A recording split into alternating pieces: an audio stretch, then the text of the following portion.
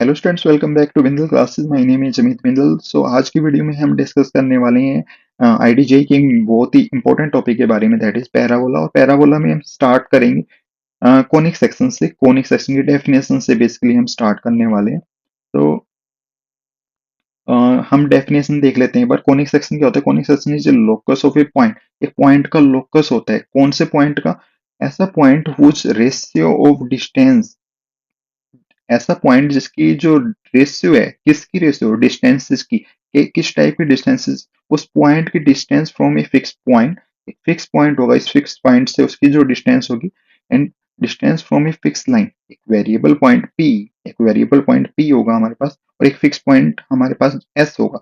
उस P point की S point से जो डिस्टेंस होगी, उसकी हमें रेशियो लेनी है। उस वेरिएबल पॉइंट की एक फिक्स लाइन से जो डिस्टेंस होगी उससे।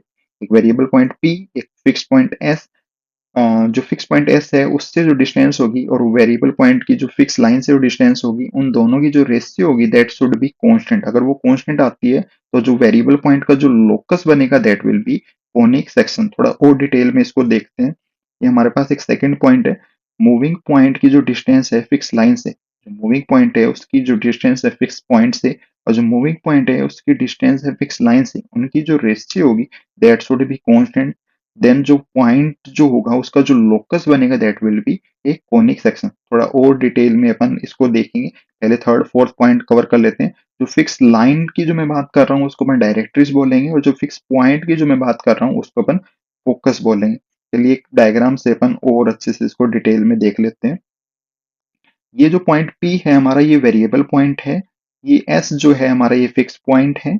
और ये जो M, ये जो लाइन है, ये हमारी फिक्स लाइन है। इस फिक्स लाइन को अपन डायरेक्ट्रिक्स बोलेंगे, इस फिक्स पॉइंट को अपन फोकस बोलेंगे। इस फिक्स ये जो वेरिएबल पॉइंट P है, इसकी जो फोकस से वो डिस्टेंस होगी that is SP।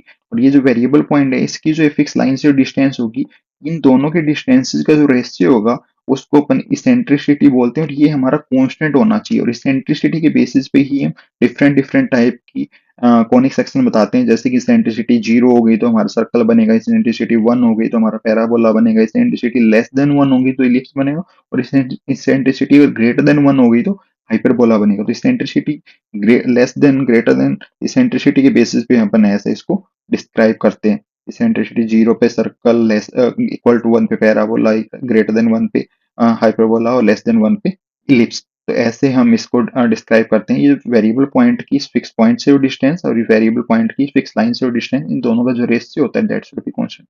Thank you so much.